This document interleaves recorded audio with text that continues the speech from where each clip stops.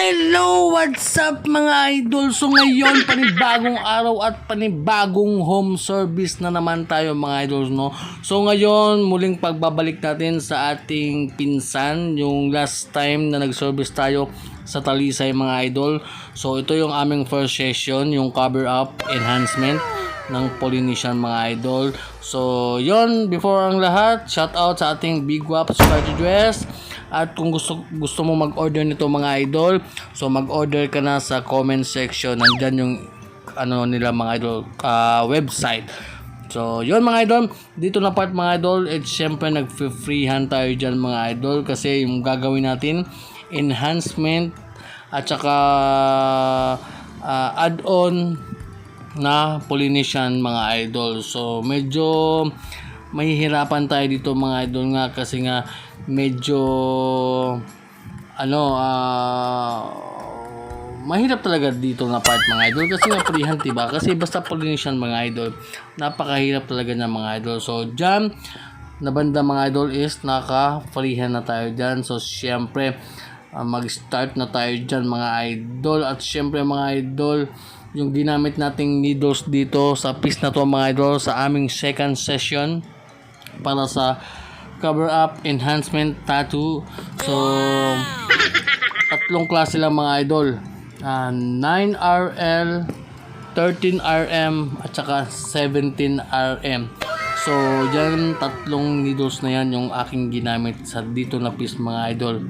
So yun, talagang hindi pinatagal ni pinsan ko, no? Siyempre agaw natin yan, si Boss Idol Johnny. So yun, at ang gusto niya talaga mga idol is talaga matapos na ang shoulder at saka yung sa may back shoulder. Yan, gusto niyang matapos yan mga idol, kasi nga para sa aming third session, para doon na kami sa may bandang chest. So sa chest na kami sa third session mga idol. Kaya talagang binilisan namin ang ano namin dito mga idol, yung aming session, kahit na sobrang sakit nito mga idol. Talagang kinaya ni Boss Idol Johnny. So kung mapapansin nyo mga idol, talagang ginawa natin yan ng paraan para gumanda, no? So tapos dito na part, syempre nagtatato pa tayo dyan. Nakita nyo diba, nagtatato pa tayo dyan.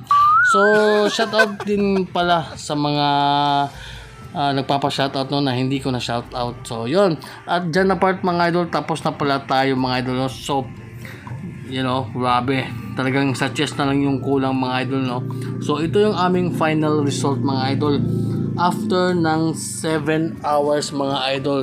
Siguro 7 hours to mga idol. Dyan yung ating final result mga idol. Grabe, oh. Kung nakikita nyo mga idol, para siyang may belt, tapos may Polynesian sa ilalim, tsaka yung guardian na sign niya mga idol. Talagang pinalutaw ko yan mga idol. Talagang lumutaw siya, oh. You know, kung mapapansin nyo, diba?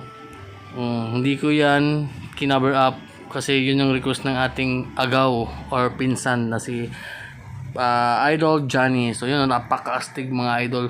So yung kulang niyan sa bandang chest na lang mga idol, para maganda siya tingnan, no? Ang ganda ng ano mga idol, parang 3D.